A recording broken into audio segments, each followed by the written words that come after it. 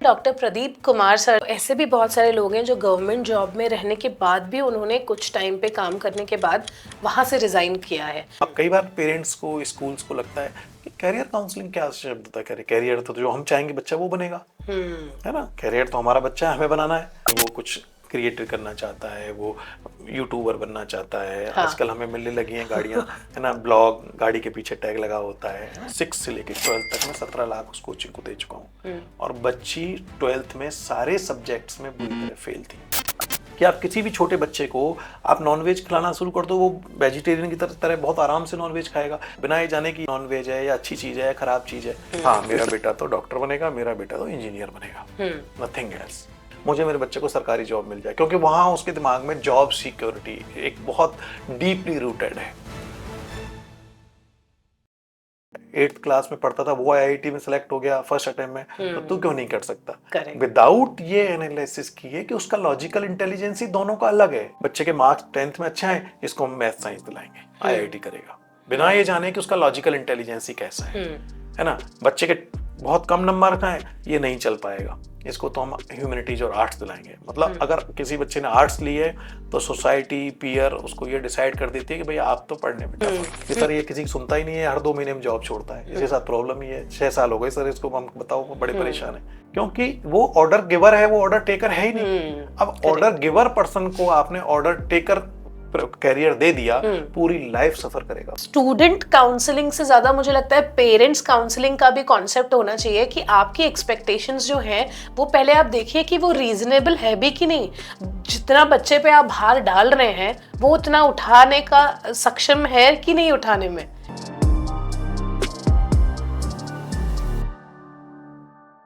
Hello and welcome back once again to the Iyer show. आज के podcast में हम बात करने वाले हैं डॉक्टर प्रदीप कुमार सर से, जो कि इंडिया के टॉप करियर काउंसलर्स में से एक हैं।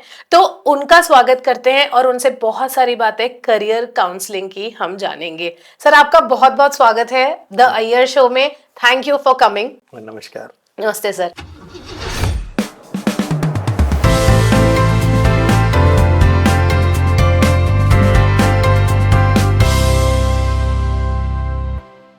सर, पहला सवाल आपसे मेरा होगा कि ये करियर काउंसलिंग होती क्या है? रोशनी जी, जैसे काउंसलिंग मतलब सलाह। जैसे हर फील्ड में एक सलाह होती है, उसी तरीके से एक scientific approach towards career. Career selection के दौरान एक साइंटिफिक अप्रोच कैसे की जाए और उसकी किस तरीके से एडवाइस दी जाए यूथ को, तो that is called career counselling. Okay, तो ये हर एक स्टूडेंट में सर अलग अलग होती होगी, राइट? ऑब्वियसली, क्योंकि ये हर एक स्टूडेंट ऑब्वियस एक आइडेंटिटी है, इंडिविजुअल एक पर्सन, तो उसके लिए अलग होगी। एक कैरियर काउंसलिंग कभी भी मास में नहीं हो सकती। कि मैं मास में एक ग्रुप में मेरे पास 50 बच्चे बैठे हुए हैं तो उनको मैंने कहा, उनको जनरल कैरियर काउंसलिंग तो हो सकती है कि भाई ये कैरियर होते हैं, ये कर सकते हो, पर इंडिविजुअलिटी, उसकी पर्सनैलिटी एनालिसिस किए बिना साइंटिफिक कैरियर काउंसलिंग कभी नहीं हो सकती। मतलब आप स्कोप बता सकते हो कि ये चीजें हैं, ये हो रहा है, बट हर एक इंसान का एक इंडिविजुअल एनालिसिस होगा, उसके स्किल्स की, कैपेबिलिटीज की, उसका एरिया ऑफ स्ट्रेंथ देखकर, एंड देन हम उसको करियर 100%, क्योंकि हर इंसान इंडिविजुअल आइडेंटिटी है, तो उसकी इंडिविजुअल आइडेंटिटी के इनबॉर्न और एक्वायर्ड ट्रेड्स को पहचाने बिना हम साइंटिफिक कैरियर काउंसलिंग नहीं कर सकते। देखो, इंडिया जो है यूथ का कंट्री है, ठीक है। यूथ पे ही किसी कंट्री का जो भविष्य है वो यूथ पे डिपेंड करता है। और इतने सालों के एक्सपीरियंस के बाद मैं बाय प्रोफेशन डॉक्टर भी हूँ और कैरियर काउंसलर भी हूँ। इतने तो मैं आज देखता हूँ आज का यूथ बहुत ज़्यादा कंफ्यूज है ना। वो कुछ कर भी रहा है तब भी उसको नहीं पता है कि मैं किस डायरेक्शन में जा रहा हूँ और किस डायरेक्शन में कर रहा हूँ, ठीक है। और उसका निश्चित रूप से आगे जाके उसका जो रिजल्ट है वो सही नहीं होने वाला है, क्योंकि वो कंफ्यूज है, ठीक है। तो एक राइट एज पर हमें एक right guidance, right proper guidance, mentorship हमें होनी चाहिए कि आपके पैरामीटर्स के अकॉर्डिंग आप किस फील्ड में और कहाँ बेस्ट रहेंगे। ये हर बच्चे का, अगर मैं अर्ली स्टेज में बात करूं, जैसा कि आपने कहा, स्कूल लेवल पे बात करूं, तो स्कूल्स लेवल पे प्रॉपर मेंटरशिप होनी चाहिए कि हर बच्चा हर फील्ड के लिए नहीं बना है। Correct sir. जैसे मैंने आपकी वेबसाइट देखी थी तो उसमें आपने DMIT के बारे में काफ़ी सारी बातें बोली हैं, तो मुझे काफ़ी इंटरेस्टिंग लगा ये जान के कि हमारा ब्रेन कैसे वर्क करता है और उससे हम कैसे जान सकते हैं कि हमारे लिए कौन सा करियर सूट करेगा या जिसमें हम फ्लरिश कर सकें। तो सर उसके बारे में थोड़ा बताइए कि स्टूडेंट्स को ये कैसे गाइड करता है। अभी जहाँ अवेयरनेस आ रही है धीरे धीरे, हम कुछ सर्टेन टेस्ट करते हैं, ठीक है, उससे जैसा कि अभी आपने एक टेस्ट का नाम लिया, advanced DMIT, D for dactylography, M for multiple intelligency test. The study of the fingerprint is known as dactylography. Fingerprint की जो स्टडी है, the patterns of the fingerprint, ये पैदा होने के साथ ही फिक्स हो जाते हैं इंट्रायूट्राइन लाइफ में, ठीक है।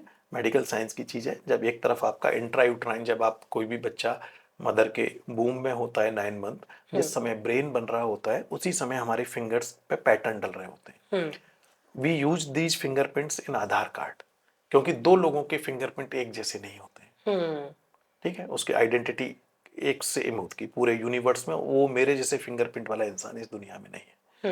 तो इस टेस्ट से, टैक्टाइलोग्राफी मल्टीपल इंटेलिजेंसी टेस्ट से, हमने क्या किया, फिंगरप्रिंट को डिकोड कर लिया for the sense of intelligence. देखिए, कैरियर काउंसलिंग, कैरियर पे गाइडेंस है ना, हाँ। कि हर इंसान को जीवन में कुछ ना कुछ करना है, करेक्ट, ठीक है। किस लिए करना है? एक इंसान को फाइनेंशियल सिक्योरिटी चाहिए होती है, ठीक है, जॉब सिक्योरिटी चाहिए होती है, एंड उसके बाद थर्ड पॉइंट आता है रिकॉग्निशन। तो हर इंसान का एपिटाइट अलग अलग, किसी इंसान के लिए, किसी फैमिली के लिए उसको जॉब सिक्योरिटी, अगर आप रूरल में जाएंगे, थोड़ा मिडिल क्लास सेगमेंट में जाएंगे, तो वहाँ पेरेंट्स को नहीं, मेरे बच्चे को तो एक सरकारी नौकरी मिल जाए, कैसे भी सरकारी नौकरी, उसके और दूसरी चीज पे उसको कोई कॉम्प्रोमाइज नहीं है, मुझे मेरे बच्चे को सरकारी जॉब मिल जाए, क्योंकि वहां उसके दिमाग में जॉब सिक्योरिटी एक बहुत डीपली रूटेड है। मिडिल क्लास सेगमेंट में बहुत ज्यादा डीपली रूटेड है कि हमने जो, हमारे साथ जो हुआ वो हमारे जनरेशंस के साथ ना हो। तो जॉब सिक्योरिटी, वहां वो गवर्नमेंट जॉब्स की तरफ भागेगा। आज आप रोज रोज टीवी देख रहे हो, हर एग्जाम लीक हो रहा है, हर पेपर लीक हो रहा है, हर, वो क्यों हो रहा है? क्योंकि सीट्स जो है बहुत कम है, और देने वाले गवर्नमेंट जॉब्स के प्रति जो कॉम्पिटिशन है बहुत ज्यादा है ना। तो डेली जो हर एग्जाम जो इस लेवल की, इंसान किसी भी लेवल तक जाकर के उस एग्जाम को एनी हाउ उस एग्जाम में क्लियर होना चाहता है to get a government job. अब सर जैसे हम गवर्नमेंट जॉब की बात कर रहे हैं, तो अगर आज का हम स्टैटिस्टिक्स देखेंगे तो ऐसे भी बहुत सारे लोग हैं जो गवर्नमेंट जॉब में रहने के बाद भी उन्होंने कुछ टाइम पे काम करने के बाद वहां से रिजाइन किया है। तो पॉसिबली अगर हमारे लिए ये एक, जैसे आपने कहा कि फैमिलीज में ये होता है कि जॉब सिक्योरिटी सबसे बड़ी चीज़ है, ऑफकोर्स इसका रेशियो बहुत कम होगा, लेकिन जैसे हम बात कर रहे थे कि रिस्क टेकिंग जो एबिलिटी होती है, जो एपिटाइट होती है, वो एज के साथ साथ इंसान की कम होने लगती है। तो सर इसके बारे में भी थोड़ा बताइए कि बहुत सारे लोग स्टार्टिंग में सोचते हैं कि हमको इसमें करियर बनाना है अपना, और उसके बाद कुछ सालों के बाद डाउन द लाइन उनको लगता है कि नहीं, now I am done with this, अब मुझे अपना करियर चेंज करना है। वो बेसिकली कैसे होता है सर, क्यों होता है? देखिए, बहुत सिंपल सा फॉर्मूला है, एज योर एज ग्रोज, मतलब आप जैसे जैसे आपकी एज बढ़ेगी, आपका कैरियर को शिफ्ट करने का या कैरियर को चेंज करने का जो एपिटाइट है वो कम होता जाएगा, ठीक है। आप किसी भी, मतलब जो रिस्क आप 25 ईयर्स की एज में आप ले सकते हो, जो भी जो रिस्क ले सकते हो, उस कैरियर स्विच ओवर की कर सकते हो, वो आप 35 में नहीं करोगे, क्योंकि आपके ऊपर रेस्पॉन्सिबिलिटी, तब तक आप मैरिज हो चुकी होगी, थोड़ी सी रेस्पॉन्सिबिलिटी शुरू हो चुकी होंगी।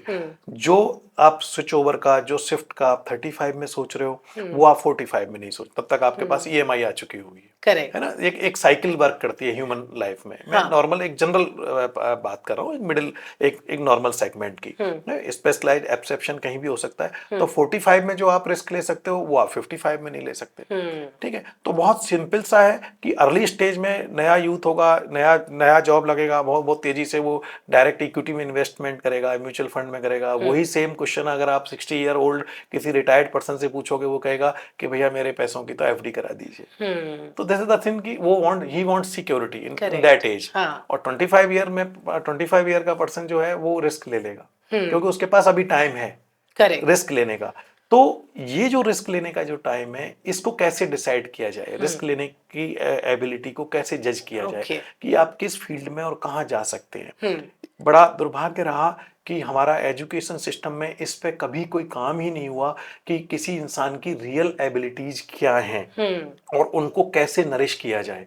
हमारा हमारा एजुकेशन सिस्टम एक ट्रेडिशनल ढर्रे पे चल रहा है आज भी, स्टिल आज भी, कि हमें हमें मैथ साइंस पढ़ना है, हमें बायो पढ़ना है, हमें कॉमर्स पढ़ना है, हमें सीए बनना है, डॉक्टर इंजीनियर। मुझे याद है जब हम पढ़ते थे तो मेरे फादर कहते थे, शायद मुझे याद नहीं, मुझे 11th-12th में किसी ने कभी फादर ने बोला बेटा डॉक्टर या इंजीनियर, बस मुझे दो ही कैरियर पता थे। उस समय इंटरनेट नहीं हुआ करता था, तो वही लोग बेटा डॉक्टर बनना है, इंजीनियर। पढ़ने में ठीक ठाक थे, अच्छे थे, तो we got selected medical and I did my MBBS from SMS Medical College Jaipur. तो then I entered in medical college. Then I realized कि शायद पापा को कैरियर नहीं पता, मतलब मेडिकल पता नहीं था। सबसे बड़ा कैरियर तो IAS होता है।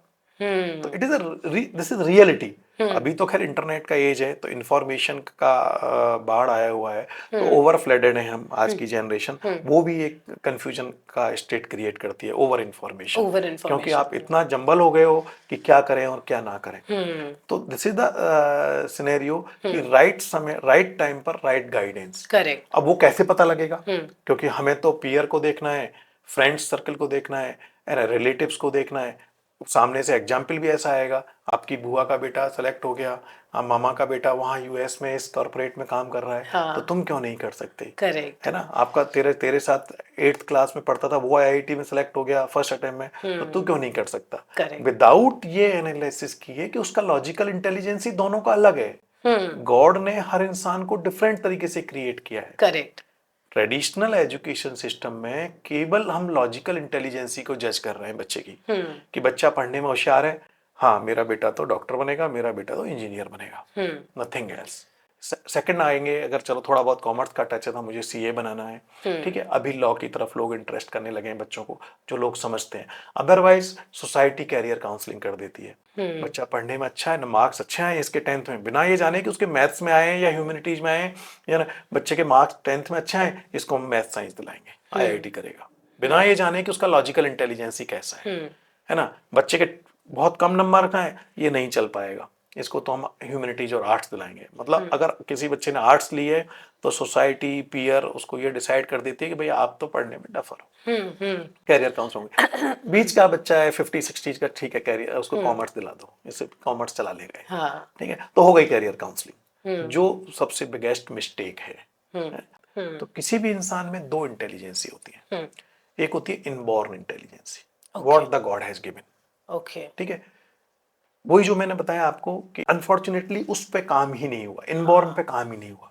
एक्वायर्ड पे, हाँ, हर इंसान एक्वायर्ड पे भाग रहा है, ठीक है, यहाँ बहुत पैसा है, वहाँ ग्लैमर है, मेरा दोस्त वहाँ चला गया, वो करना है ना, मुझे कुछ भी आउटर अट्रैक्शन की तरफ वो जा रहा है, विदाउट ये जाने कि रियल में मेरे इनबॉर्न इंटेलिजेंसी है या नहीं है। करेक्ट है ना। मैं आपको कुछ एग्जाम्पल दूंगा। फॉर एग्जाम्पल, गर्ल है 12th क्लास में, 11th क्लास में, और वो डिजाइनिंग में जाना चाहती है, क्रिएटर बनना चाहती है, फैशन डिजाइनिंग में जाना चाहती है, तो या इंटीरियर डिजाइनिंग में जाना चाहती है, तो बट नेचुरल है कि उसका जो इनबॉर्न टैलेंट है, मुझे इमेजिनेशन में बहुत अच्छा चाहिए। अगर आपको इंटीरियर डिजाइनिंग में जाना है, क्रिएटिविटी में, वो है नहीं। हाँ। हम ये तो हमने डिसाइड कर लिया, बाहर देख के यूट्यूब पे वीडियो देखा, कॉलेज वाले के पास गए, वो तो बैठा ही एडमिशन के लिए कि आप आ जाइए, आप तो बनाए जाने कि उसकी एबिलिटी है या नहीं है। हम लोग ये टेस्ट करते हैं, इसमें हमें पता लग जाएगा कि उसकी इनबॉर्न इंटेलिजेंसी किस लेवल पर है, किस लेवल पर लैंड कर रही है इनबॉर्न इमेजिनेशन। अगर उसकी, अब कई बार क्या होता है, आपने बहुत ऊपर से एक्वायर्ड से आप इतने फुल अप हो चुके हो, नहीं मुझे तो इंटीरियर डिजाइनर ही बनना है, मुझे तो ये बनना है, हम टेस्ट करके देखते हैं, वो जो इमेजिनेशन इंटेलिजेंसी जो हमें सबसे ज्यादा स्ट्रॉन्ग चाहिए थी, वो लोएस्ट पड़ी होती है। तो हाउ यू कैन रिलेट कि जो नेचुरल इंस्टिंक्ट आपके अंदर है ही नहीं, एक्वायर्ड से कितना उसको आप कर डेवलप नहीं कर सकते, उतना ज्यादा नहीं कर सकते, कितना कर लोगे। मेरे पास ऐसे बच्चे आते हैं, बच्चा तैयारी कर रहा है कोटा में, आईआईटी के लिए 2 बार ड्रॉप कर लिया, 3rd टाइम आ गया, कोचिंग वाला कभी मना नहीं करेगा, क्योंकि उसका ब्रेड एंड बटर है, वो कहेगा बेटा एक बार और कर लिया, अब की बार इतने नंबर से रह गए। अभी नीट का, अभी आपने देखा मीडिया में 4 लाख बच्चा सड़क पे घूम रहा था, पेपर आउट का चला, फिर सुप्रीम कोर्ट में गया मैटर, नीट मेडिकल के लिए, क्रेज है लोगों में। Basically career decision emotional decision लोगों ने, जब तक इसको इमोशनल डिसीजन हमारे पेरेंट्स इसको नहीं समझेंगे और इसको एक इमोशनल डिसीजन बना के रखेंगे, तब तक इस career selection is highly scientific subject. Career selection is not a emotional subject. मेरे बेटा हुआ है, बच्चा 9th 10th 8th में आया, मम्मा कहती है कि मेरा बेटा राजा तो डॉक्टर बनेगा, मम्मा टैग लगा देती है, मेरा बेटा तो आईआईटी में जाएगा, बुआ का बेटा आईआईटी में गया है, तो दिस इज इमोशनल सिलेक्शन। क्योंकि सुबह शाम उठते बैठते माँ कि मेरा बेटा तो आईआईटी में जाएगा, बेटा कब जा रहा है, बेटा कोचिंग कब से कर रहा है, तो कोचिंग, मेरा बेटा तो यूपीएससी करेगा। आपने भी अपने चारों तरफ इस तरह के इंसिडेंट्स बिल्कुल सर, बिल्कुल, हाँ जी, है ना सर। जैसे स्कूल में भी ऐसा होता था कि जो मैथ साइंस की कैटेगरी थी उसको सबसे ज्यादा सुपीरियर मानते थे, उसके बाद कॉमर्स आता था, उसके बाद आर्ट्स आता था। तो आर्ट्स वाले तो, कॉमर्स वाले तो ऐसे थे कि चलो ठीक है, फिर भी थोड़े बहुत कंसिडर हो जाते थे। आर्ट्स वालों को तो कंसिडर ही नहीं करते थे, वो ऐसे इनविजिबल हो जाते थे। आर्ट्स वाले तो वो मतलब, अब आप सोचिए उसका मेंटल लेवल, उसका मेंटल हेल्थ की स्थिति सोचिए उन बच्चों की, कि जिनको सोसाइटी रिकॉग्नाइज ही नहीं करती थी। अब तो फिर भी बहुत अवेयरनेस आई है इंटरनेट की वजह से। नहीं, पहले ह्यूमैनिटीज वाले बच्चे को तो कोई बेचारा रिकॉग्नाइज ही नहीं होता था सोसाइटी में। मतलब वो ऐसा लगता था कम दिमाग है तुम्हारे पास, इसलिए तुमने आर्ट्स लिया है। टैग लगा दिया। अब आप सोचिए कि जब वो उस टैगिंग के साथ वो अपनी लाइफ शुरू कर रहा है वो बंदा, हाउ यू कैन रिलेट कि उसका मेंटल हेल्थ का क्या सिचुएशन होगा और किस लेवल पे जाएगा। सीरियसली कॉन्फिडेंस लेवल तो फॉरगेट अबाउट कि कैंपस जब आएगा तब आपका इंटरव्यू होगा तब क्या होगा, पहले ही आपको लोगों ने लूजर का एक टैग लगा दिया है सर में। तो इट इज वेरी, और मुझे ऐसा लगता है कि सर अगर पेरेंट्स भी हमारे मतलब जो प्रेशर में आके बोलते हैं कि नहीं तुमको यही बनना, तुमको इंजीनियरिंग ही करनी है, तुमको डॉक्टर ही बनना है, वो भी कहीं ना कहीं सोसाइटी के प्रेशर से इन्फ्लुएंस होके कह रहे हैं ये चीज। क्योंकि आजकल चीजें बदल रही हैं, जो हमारा अभी कंटेम्प्रेरी सोसाइटी है, मुझे लगता है बच्चों को खुद भी थोड़ा बहुत समझ में आता है कि 10th में अगर आप पूछोगे किसी बच्चे से कि तुमको क्या करना है, तो उनके पास भी देयर आर प्लेटफॉर्म्स जहाँ पे वो जानते हैं, जैसे आपने बोला कि हर एक इन्फॉर्मेशन सही इन्फॉर्मेशन नहीं होती है, और इंटरनेट में आज ऐसा टाइम है जब आपको हर जगह से हर कोई ज्ञान दे रहा है, बट ये आपको प्रोसेस करना है कि मुझे सही क्या चाहिए, और यहीं पे करियर कंसल्टेंसी की हमें जरूरत पड़ जाती है। तो सर आपके पास जो बच्चे आते हैं उनके चैलेंजेस क्या होते हैं, मतलब बच्चों के, मम्मी पापा के तो एक होते हैं। मैंने आपको यही बताया।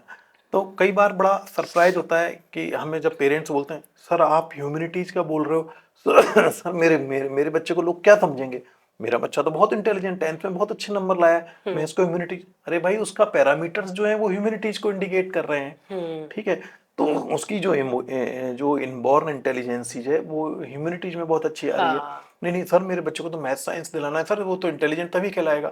मतलब this is the fix mindset, very surprising, मतलब this is the fix mindset. Correct. तो इस चीज के लिए हमने फिर इस चीज को इंट्रोड्यूस किया। हालांकि टेस्ट बहुत पुराना है और मेडिकल साइंस से ही रिलेटेड है, ठीक है। फॉरेंसिक साइंस में पहले से ही फिंगरप्रिंट यूज होते हुए आए हैं, medical being a doctor I know.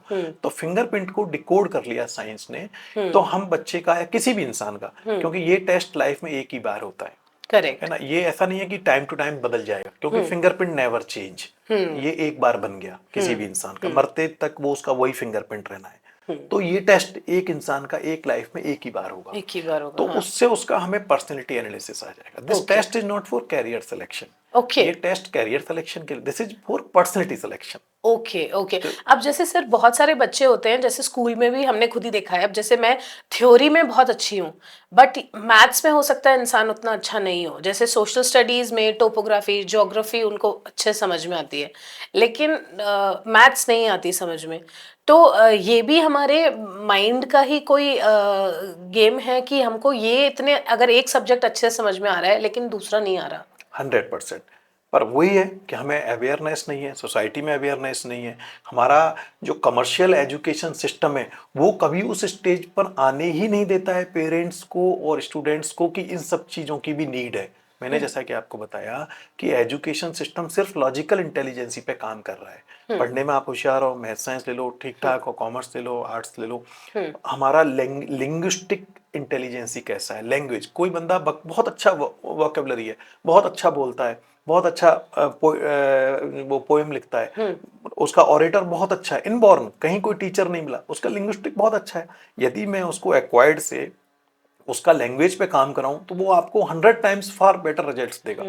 Soft skills की बात आ जाती है यहाँ पे। हाँ। तो मुझे याद है आज से 4-5 साल पहले मेरे पास एक फैमिली आई थी, तो वो now they shifted in Dubai.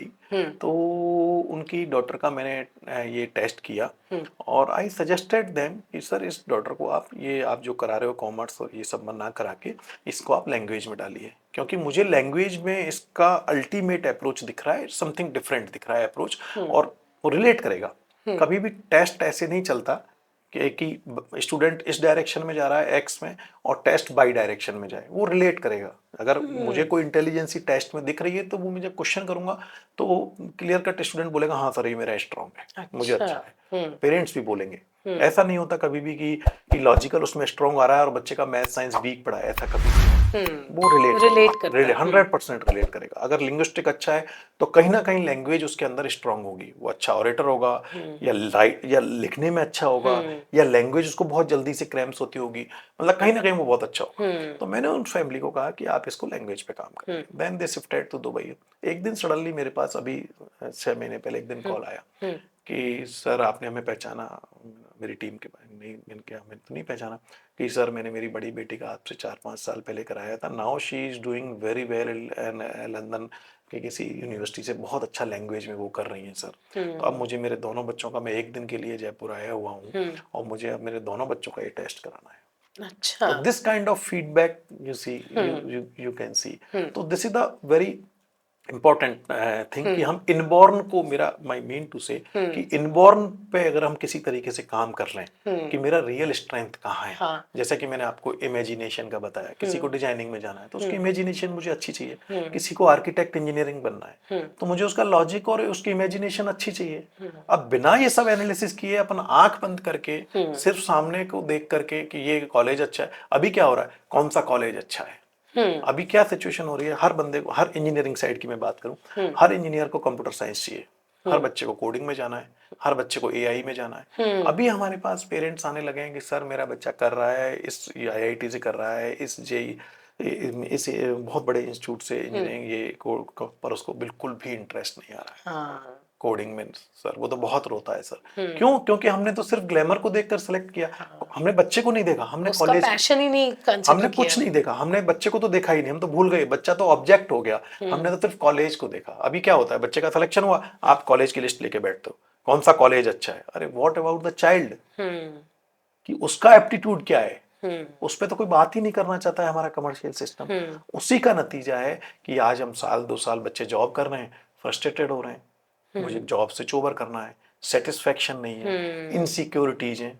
अब किसी बच्चे की पर्सनैलिटी फॉर एग्जाम्पल डोमिनेंट है, इनबॉर्न, वो ऐसा नहीं है उसको किसी ने बना दी उसकी पर्सनैलिटी डोमिनेंट, इनबॉर्न डोमिनेंट है, ही इज ऑर्डर गिवर। हमारे यहाँ वो ईगल पर्सनैलिटी कहलाती है इस टेस्ट के अंदर। ठीक है। ईगल, उसको अकेला रहना पसंद है, बॉसिज्म रहेगा उसके अंदर, इनबॉर्न ऑर्डर गिवर होगा वो हमेशा। ठीक है, रिस्क एपिटाइट बहुत अच्छी होती है उस बंदे, क्योंकि ईगल है वो। ईगल का आप इसको साइकोलॉजी में ईगल इसलिए क्योंकि ईगल अकेला उड़ता है, विजनरी होता है, और वो टारगेट को चेज करता है। ठीक है, उसके प्रो और कॉन्स दोनों, और अकेले ही रहता है, मोस्टली अकेले रहता है, ऑर्डर गिवर होता है वो। उसको टोका टोकी, उसको गाइडेंस नहीं चाहिए होती है। ठीक है, अब ऐसे बच्चे को आपने एमएनसी में फंसा दिया जहां सुबह से शाम तक टारगेट हैं, किसी भी बैंक में उसको जॉब दे दिया आपने, अच्छा बहुत कॉर्पोरेट जॉब, जहां सारे दिन बॉस के ऑर्डर लेने पड़ रहे हैं। हमारे पास ऐसे ऐसे बच्चे आते हैं कि सर ये हर 2 महीने में जॉब छोड़ता है, मुझे अंदर से हंसी आती है, मैंने कहा ईगल है। टेस्ट तो मैं बाद में करता हूँ कि सर ये किसी की सुनता ही नहीं है, हर 2 महीने में जॉब छोड़ता है, इसके साथ प्रॉब्लम ही है, 6 साल हो गए सर इसको, हम बताओ बड़े परेशान है। फिर मैं टेस्ट करता हूँ तो यू विल सरप्राइज कि वो ईगल होता है। ठीक है, क्योंकि वो ऑर्डर गिवर है, वो ऑर्डर टेकर है ही नहीं। अब ऑर्डर गिवर पर्सन को आपने ऑर्डर टेकर कैरियर दे दिया, पूरी लाइफ सफर करेगा। ऐसे बच्चे हैं फॉर एग्जांपल, इनने मान के चलिए एमएनसी में काम किया और वो वहां पे उनको अच्छी खासी सैलरी मिल रही है, लेकिन उनका मन नहीं लग रहा वहां पे। तो अब अगर वो कुछ और करते हैं तो उसमें अगर उनकी सैलरी कम होगी तो will they B satisfied in that? अब यहाँ ये दुविधा वाली क्वेश्चन आ गया, यहाँ ये दुविधा होगी उसके लिए। तो वो वहां भी अपना पूरा परफॉर्मेंस नहीं दे पाएगा और ना वो वहां कर पाएगा। है ना जिसे कहते हैं ना छोड़ते बनता है ना करते बनता हाँ, है। हाँ। तो आज का मैक्सिमम जो इस एज का जो सेगमेंट है वो उस कैटेगरी में फंसा हुआ है, जो राइट क्वेश्चन जो आपने मेरे से पूछा। ठीक है सही कि मैं बात है। मेरे पैशन को प्रेफरेंस दूं प्रेफरेंस दूं या फिर या मैं हाँ, जो मेरे को जो मिल रहा है मैं उसको हाँ, प्रेफरेंस दूं। ये करेक्ट। हर इंसान रिलेट करता है ना। अभी मेरे को याद है बड़ा रिसेंटली एक बच्चा आया मेरे पास, तो उसने नीट दिया, है ना, 2 ऐसे 3 अटेम्प्ट नीट मेडिकल का जो एंट्रेंस एग्जाम होता है, तो वहाँ वो बिटरली नहीं कर पाया कुछ भी। ठीक है, तो देन ही गाइडेड समवन कि आप ऐसा कीजिए, यूपी 12th क्लास तो आपने करी ली बायो से, अब आपसे नीट हो नहीं रहा, हाँ। टफ कंपटीशन है, 3 साल आप वेस्ट कर चुके हो, तो ऐसा कीजिए यूपीएससी की कोचिंग में एडमिशन ले लीजिए। तो उसने फादर बेचारे रूरल थे तो उसने बेचारे ने कर्ज लोन लेके यूपीएससी के, अब आप सोच जैसे ही वो कि सर मैंने कहा आपने यूपीएससी, सर मैंने 2.5 लाख रुपया दिया यूपीएससी की कोचिंग को। देन यूपीएससी की कोचिंग में 2 साल करके वो कुछ होना ही नहीं था, क्योंकि दैट इज आफ्टर ग्रेजुएशन। वो 12th के बाद उसको सिर्फ सेलिंग है, उनको प्रोडक्ट सेल करना है। ठीक है, तो वो बच्चा अभी सेकंड ईयर के सब्जेक्ट्स ही क्लियर नहीं कर पाया। Now he is very severe depression, he was in very severe depression, और एज इज 24 और still he is in 12th class ideally, okay. क्योंकि वो ग्रेजुएशन के सब्जेक्ट ही क्लियर नहीं हुए। देन समवन सजेस्टेड कि आप कैरियर काउंसलिंग कराइए। हाँ। तो अब आप सोचिए the importance of the career counselling. मैंने I was so painful and so surprise, मैंने उनके पेरेंट्स को कहा भाई जिस दिन इसका नीट में पहली बार नहीं हुआ उस दिन भी तो आ सकते थे आप। ठीक है, तो दिस इज द सीन कि आप किस तरीके से लाइफ, मतलब आप देखिए 5 से 6 साल खराब हो गया, नीट के बाद मिसगाइड हो गया कि 12th के बाद आप यूपीएससी की कोचिंग में एडमिशन ले लीजिए, है ना, तो पैसा, मनी, टाइम, एनर्जी, पूरी फैमिली का, बच्चा सीवियर डिप्रेशन में। तो this is the importance of the career. अगर राइट समय पर राइट मेंटरशिप और साइंटिफिक कैरियर काउंसलिंग हो जाए। अब कई बार पेरेंट्स को, स्कूल्स को लगता है कि कैरियर काउंसलिंग क्या शब्द होता है, कैरियर तो जो हम चाहेंगे बच्चा वो बनेगा, है ना, कैरियर तो हमारा बच्चा है, हमें बनाना है ना, हाँ, हमारा ये बच्चा वैसी तो बात हो गई पढ़ने, सर कि जहां हम बोलेंगे वहीं शादी होगी। हाँ वही शादी होगी। हमारा बच्चा है पढ़ने में होशियार है तो साइंस लेगा, इंजीनियरिंग करेगा, और तो कैरियर होते ही क्या है, सीए बनाएंगे बच्चे को। अरे भाई उसका उसके तो पूछ लो, उसका ब्रेन का एप्टीट्यूड तो देख लो कि वो किस। Career selection is highly and highly scientific subject, it's not a emotional subject, है ना, मैं हमेशा कहता हूँ। हाँ, अब सर जैसे आज के टाइम पे बहुत सारे करियर्स जो हैं उसकी अवेलेबिलिटी होती जा रही है, तो थोड़े से आप सर थोड़ा गाइड करेंगे हमारे ऑडियंस को कि अभी इमर्जिंग करियर्स कौन से हैं? देखिए इमर्जिंग कैरियर की जो बात है, क्योंकि बहुत डाइवर्सिफाइड हो चुकी है ठीक है। दुनिया अभी, तो पहले तो अपन अपनी प्रायोरिटी सेट करें। जैसा कि मैंने कहा, money, job security and recognition. Life में 3 चीजों के लिए इंसान जीता है, मोर एंड लेस। ठीक है, जो प्राइमरी बेसिक नीड पूरा करता है वो मनी होता है, जॉब सिक्योरिटी होती है। अब हर इंसान का लेवल अलग होगा, कोई कहेगा कि नहीं मेरी प्रायोरिटी मनी है, फेम है, मुझे जॉब सिक्योरिटी डजंट मैटर, मेरे अंदर इतना है कि मैं कर लूंगा। एक इंसान कहेगा नहीं भैया मुझे पैसा भले कम मिल जाए, मुझे जॉब सिक्योरिटी चाहिए। एक इंसान कहेगा मुझे कुछ नहीं चाहिए, मुझे सिर्फ नेम और फेम रिकॉग्निशन चाहिए। तो you have to be identified कि what kind of personality you are, that is the real direction deciding thing. Okay. जब तक आप कंफ्यूज रहोगे, जब तक आप सब चीज सबको चाहिए, मनी भी, जॉब सिक्योरिटी भी, रिकॉग्निशन भी, पर उसका रेशियो क्या रहेगा, ओके। जब तक आप अपने आप से ये क्वेश्चन नहीं पूछेगा हर बंदा, तब तक सही कैरियर डिसाइड नहीं हो सकता। सर आपको लगता है कि आज के टाइम में करियर अवेयरनेस लोगों में आ रही है, specially family point of view से, कि अगर बच्चा ये करना चाह रहा है तो उसको करने दो? हाँ, नॉट टू मच, मैं ये कहूँगा रोशनी हाँ। जी, नॉट बहुत ज़्यादा तो नहीं, है ना। अभी भी हमारे पास है कि नहीं सर मेरा बच्चा पढ़ने में होशियार है, करेगा तो इंजीनियरिंग ही, ठीक है, अच्छा, है ना, वो करेगा माइंडसेट तो उतना ज्यादा माइंडसेट नहीं इतना, बदला हाँ है। हाँ हो रहा है कि नहीं वो कुछ क्रिएटर करना चाहता है, वो यूट्यूबर बनना चाहता है। हाँ। आजकल हमें मिलने लगी हैं गाड़ियाँ, है ना, ब्लॉग, गाड़ी के पीछे टैग लगा होता है, न्यूअर हाँ, ऑल ब्लॉगिस्ट आ गए, थैंक्स टू आई थिंक है ना, नेट की यूट्यूबर लोगों को एटलीस्ट समझ में आ रहा है क्या समझ में है। आ रहा है। तो मतलब बहुत सारे लोग आजकल हैं, लोग घरों में खाना बना करके भी बहुत अच्छा करियर उन्होंने बना लिया अपना। मिलियनरी फॉलोअर हो रहे हैं करेक्ट। लोग। ट्रैवल ब्लॉगर बहुत अच्छा कर रहे हैं, है ना, हाँ। जैसे कुछ ब्लॉगर हैं, कुछ यूट्यूबर बहुत अच्छा कर रहे हैं। हाँ। ट्रैवल ब्लॉगर, आप जिन नई से नई जगहों को कहीं एक्सप्लोर नहीं किया गया, उनको ब्लॉगर्स ने बहुत अच्छे से एक्सप्लोर किया है हाँ। ना, जहाँ कोई जाना टूरिज्म बहुत तेजी से बढ़ा है हाँ बिकॉज ऑफ दिस, आपके नए जमाने के जो ये कैरियर हैं, हाँ है ना, बहुत हाँ तेजी से ब्लॉगर्स ने, है ना, नई चीजों के अवेयरनेस। पर यहाँ यही दोनों चीजें हैं, हर तरह का लेवल का इंफॉर्मेशन है, सही भी है गलत भी है, ओवर इंफॉर्मेशन। करेक्ट। तो वो फाइंड आउट करना is very difficult in this, वो एक प्रॉब्लम हो जाता है। पर हाँ, निश्चित रूप से नए कैरियर हैं, हाँ रिस्क बियरिंग एपिटाइट भी लोगों की धीरे धीरे, हाँ ट्रांजिशन फेज है, हाँ चल रहा है, आ रहा है, क्योंकि इतना गवर्नमेंट जॉब नहीं है। ठीक है, तो आपको शिफ्ट तो होना ही पड़ेगा। हाँ और जहां तक अभी हमारे इंडियन गवर्नमेंट का भी है कि अब सभी लोगों को जॉब के पीछे ही क्यों भागना, आप अपना खुद का शुरू सही, कीजिए, आत्मनिर्भर स्टार्टअप्स, हाँ, आत्मनिर्भर भारत, भारत। स्टार्टअप के ऊपर, एमएसएमई छोटे इसके ऊपर खुद के बहुत जैसे गवर्नमेंट का बहुत सपोर्ट है, गवर्नमेंट से बहुत तरह के लोन्स मिल रहे हैं, तो इस सब पे बहुत ज्यादा जोर है। खुद का सेल्फ स्टार्टअप, खुद का सेल्फ बिजनेस, जहां आप खुद के खुद ओनर होते हो। टाइम जरूर लग सकता है, पर निश्चित रूप से अगर आप किस शिद्दत से किसी भी पैशन को आप फॉलो करोगे तो रिजल्ट जरूर आएगा। अब सर, जैसे एक टाइम ऐसा था कि जैसे इंजीनियरिंग कर ली, उन वो इंजीनियरिंग फील्ड में चले गए और ठीक है, पूरी लाइफ वहीं पे निकल गई। अब लेकिन इंजीनियर्स भी कंफ्यूज इसलिए हो रहे हैं क्योंकि उनको कुछ समझ में नहीं आता, तो वो एमबीए कर लेते हैं और फिर उसके बाद वो नॉन टेक्निकल फील्ड में आ रहे हैं। तो मैं ये सोचती हूँ कि पहले तो 4 साल आपने अपनी ग्रेजुएशन के लगाए, उसके बाद आपने चलो काम किया, वहाँ पे आपको एक्सपीरियंस मिला, लेकिन आप हाफ सेटिस्फाइड थे, पूरी तरीके से आपको नहीं हुआ।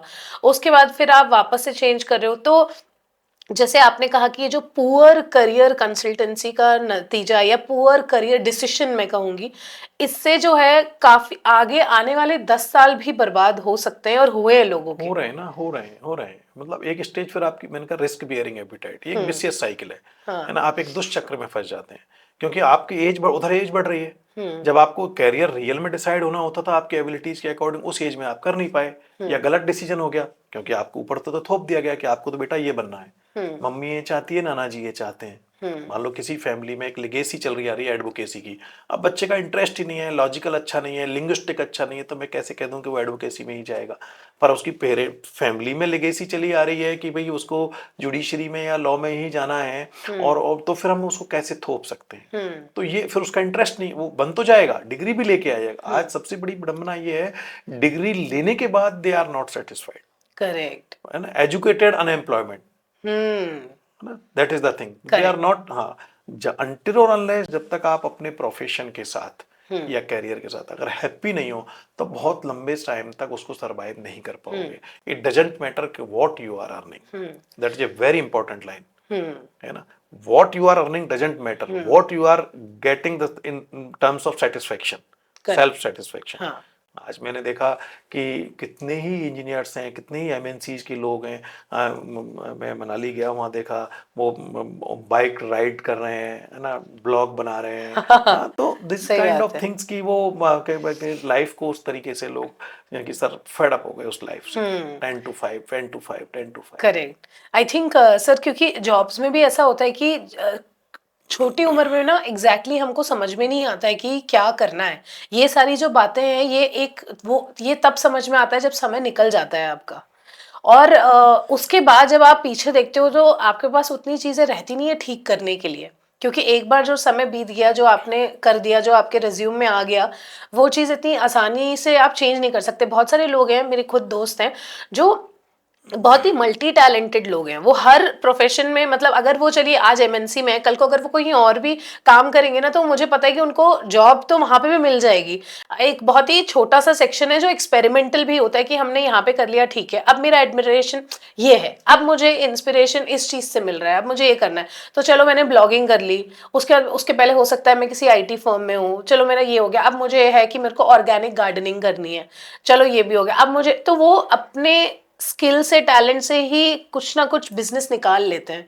ये परसेंटेज बहुत कम है लोगों का, लेकिन बड़ा अच्छा लगता है देख के, क्योंकि वो एक ही लाइफ स्पैन में वो सारे अपने ख्वाब पूरे करते जा रहे हैं। बंद के नहीं बैठ गए वो कि यार 9 से 5 ये वाली जॉब है, ये छोड़ दूंगी तो इतना सैलरी पैकेज कहाँ मिलेगा, इतना जॉब पोजीशन कहाँ मिलेगा। एग्जैक्टली। एक्चुअली जो सेंस ऑफ सिक्योरिटी है वो कहीं ना कहीं आपके सबकॉन्शियस में ऑलरेडी वर्क कर रही है कि अगर ये मैंने छोड़ दिया, अगर मैं ऑर्गेनिक गार्डनिंग में आ गई, ब्लॉगिंग में आ गई, यूट्यूबिंग में आ गई, तो मेरा अगर नहीं चला तो दिस इज द क्वेश्चन जो हर इंसान के अंदर एक जो इनसिक्योरिटी है कि नहीं चला तो ये एज के साथ साथ बढ़ता जाता है। एज के साथ साथ। तो वेरी फ्यू पीपल जो उस लेवल का ड्रास्टिक चेंज जो कर सकते हैं, फिर वो ना चाहते हुए भी उसको खींचता रहेगा खींचता रहेगा खींचता रहेगा, तो वो कभी भी अपना 100% उधर नहीं वो दे पाएगा, है ना। ये बहुत ज्यादा हो रहा है अभी क्योंकि उस समय सिलेक्शन जिस समय होना था उस समय राइट डिसीजन हुआ नहीं, उस समय प्रेशर की वजह से, रेस्पॉन्सिबिलिटीज की वजह से आप उसमें आ गए। अब आप उसको खींचते रहोगे, व्हाट यू आर डूइंग, आप उसको कोसते रहोगे कि मजा नहीं आ रहा, मजा नहीं आ रहा। और सक्सेस मिलेगी जब मजा आएगा, एग्जैक्ट वर्ड मजा, है ना। जब आप अंदर से खुशी महसूस करोगे उस काम को। हाँ।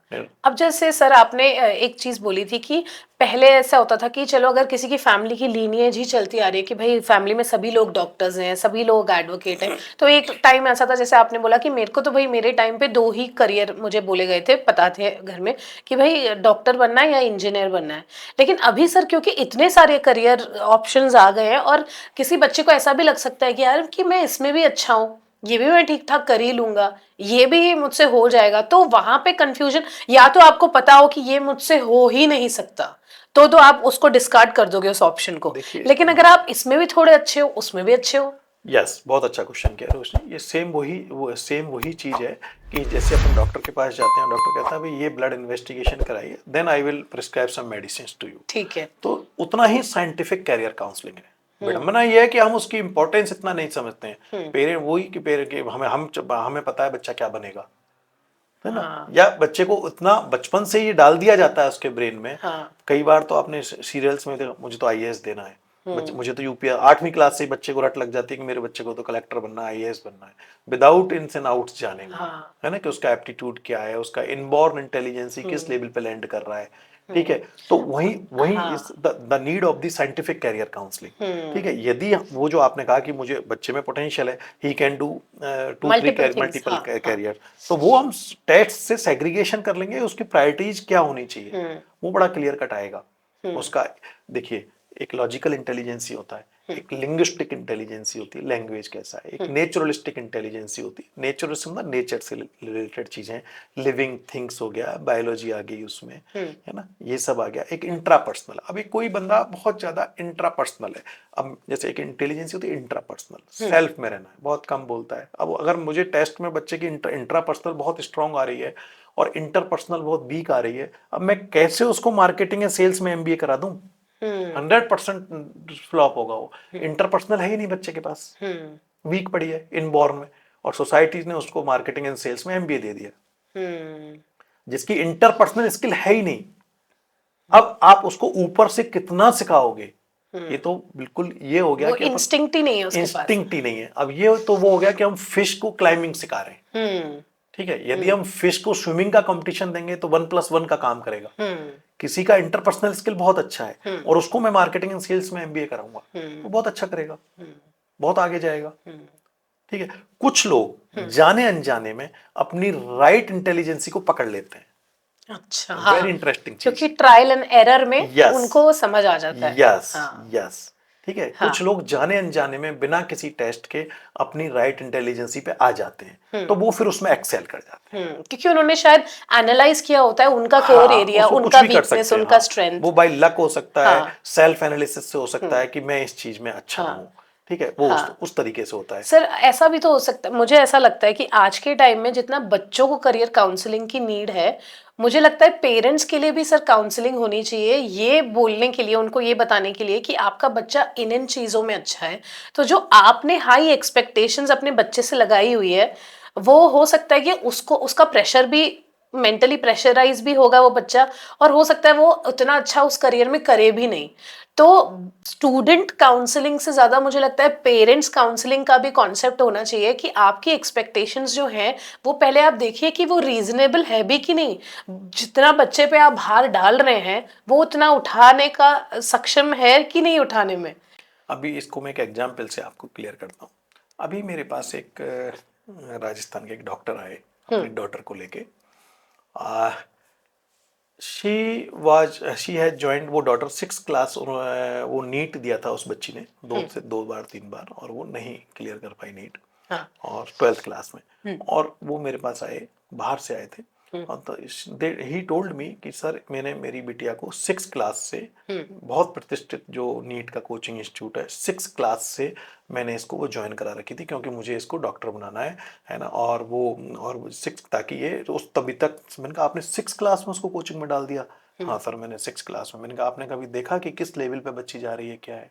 क्योंकि नहीं सर रेगुलर, क्योंकि I have paid 17 lakh to this that coaching up to 12th, 6 से लेके 12th तक मैं 17 लाख उस कोचिंग को दे चुका हूँ। और बच्ची 12th में सारे सब्जेक्ट्स में बुरी तरह फेल थी।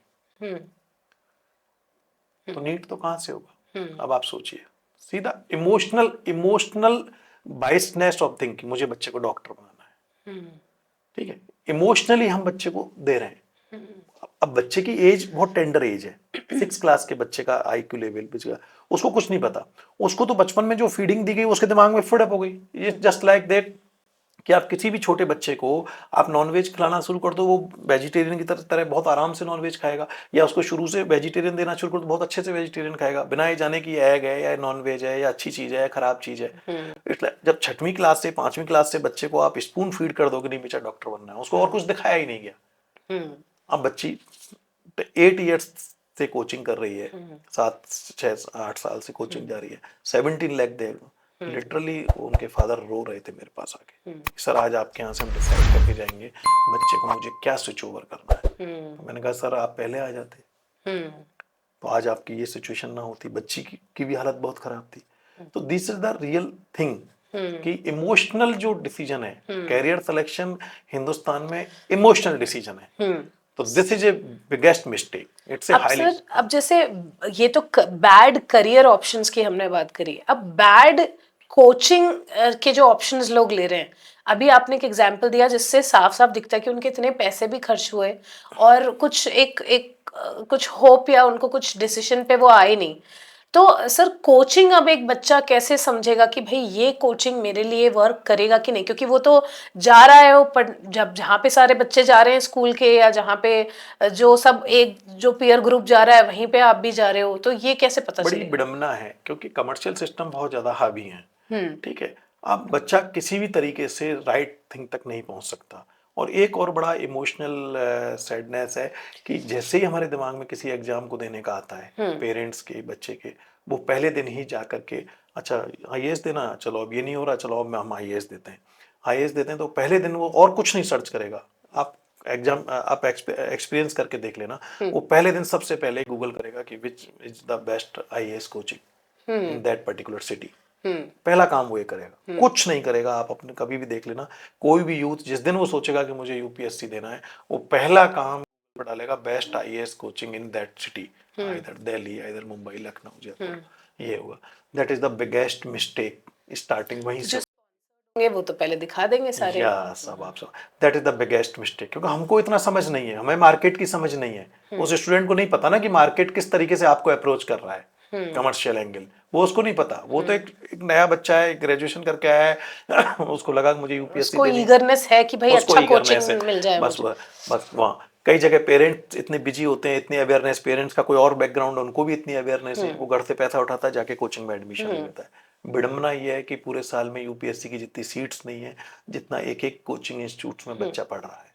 लाखों कोचिंग इंस्टीट्यूट, बच्चों से ज्यादा जितने बच्चे अपियर हो रहे हैं, ऑलमोस्ट उतनी कोचिंग इंस्टीट्यूट्स वर्क कर रही हैं। अब आप सर एक और चीज मुझे लगती है कि जो टॉलरेंस लेवल है ना, जैसे हमारे पेरेंट्स हैं, तो उनको अगर मान के चलिए उनको अपनी जॉब अगर अच्छी लगती भी नहीं थी, उन्होंने कभी क्विट करने का इसलिए नहीं सोचा क्योंकि उनके ऊपर जिम्मेदारियां बहुत थी। लेकिन आजकल बच्चों के पास ऑप्शन इतने ज्यादा आ गए कि उनको लगता है यार इधर अगर जॉब मुझे नहीं पसंद आ रहा, मुझे नहीं वर्किंग एनवायरनमेंट पसंद है, तो मुझे यहाँ से अगर जाना है, दूसरी कंपनी जाना है, तो वो लोग कर लेते हैं स्विच। लेकिन एक टाइम था जब इतनी जल्दी स्विच या जॉब चेंज का डिसीजन नहीं लेते थे। अगर घर में आप बोल दो कि मैंने जॉब छोड़ दी, तो 3 दिन कोई खाना ही नहीं खाएगा उस ट्रॉमा में, क्योंकि जो ब्रेड अर्नर था वो सिर्फ एक ही इंसान था, उन्हीं के ऊपर सारी रिस्पॉन्सिबिलिटी। अब क्या है कि सब लोग वर्क कर रहे हैं, अब एक घर में 4 लोग अर्निंग है, हाँ, आइदर गवर्नमेंट और आइदर प्राइवेट। हाँ, तो अभी धीरे धीरे देखो, इसमें ट्रांजिशन फेज है, मैंने कहा इसमें टाइम लगेगा, नए यूथ में समझ आ रही है, तो अभी वो उन चीजों को वो पकड़ रहे हैं कि व्हाट दे लाइक और व्हाट दे डिसलाइक, है ना।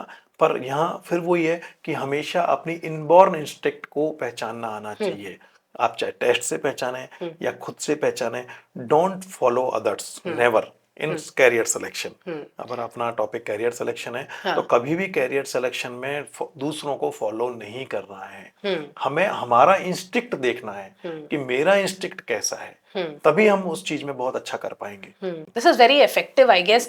ऑडियंस को भी हम बोलना चाहेंगे कि प्लीज अपना टाइम बर्बाद मत करिए, क्योंकि जो आपके पास टाइम है वो एक पर्टिकुलर लिमिटेड बॉक्स के अंदर है। यस, लिमिटेड, क्योंकि रिस्क बियरिंग एपिटाइट आपकी कम हो जाएगी। हाँ, करेक्ट। तो टाइम मत गवाइए, अपना एग्जैक्ट करियर जानिए, आपकी कैपेबिलिटीज जानिए, आप ये जानिए आप किस चीज में हुनर रखते हैं, क्या आपकी स्ट्रेंथ एरिया है, क्या आपकी वीकनेस है, क्या किस में आप ज्यादा एक्सेल कर सकते हो। जितना ज्यादा आप अपने बारे में जानेंगे उतना ज्यादा बेटर आप अपने करियर को मोल्ड कर सकते हैं। और इसी के साथ मैं डॉक्टर प्रदीप कुमार सर का बहुत बहुत थैंक यू कहना चाहूंगी, क्योंकि करियर में हमने इतनी डिटेल डिस्कशन की, किस तरीके से बच्चों की पर्सनालिटी होती है, किस तरीके का उनका इंटेलिजेंस होता है, क्या टेस्ट होते हैं जिससे आपको पता चल सके आपका एरिया ऑफ जो स्किल है, कैपेबिलिटीज हैं। तो डेफिनेटली आपको भी बहुत ज़्यादा बेनिफिट हुआ होगा इस पॉडकास्ट से। देखते रहिए अय्यर शो, कुछ और खास आपके लिए हम अगले शो में ज़रूर लेके आएंगे। और एक बार फिर से थैंक यू कहना चाहेंगे डॉक्टर कुमार। नमस्कार। Thank you sir, thank you so much.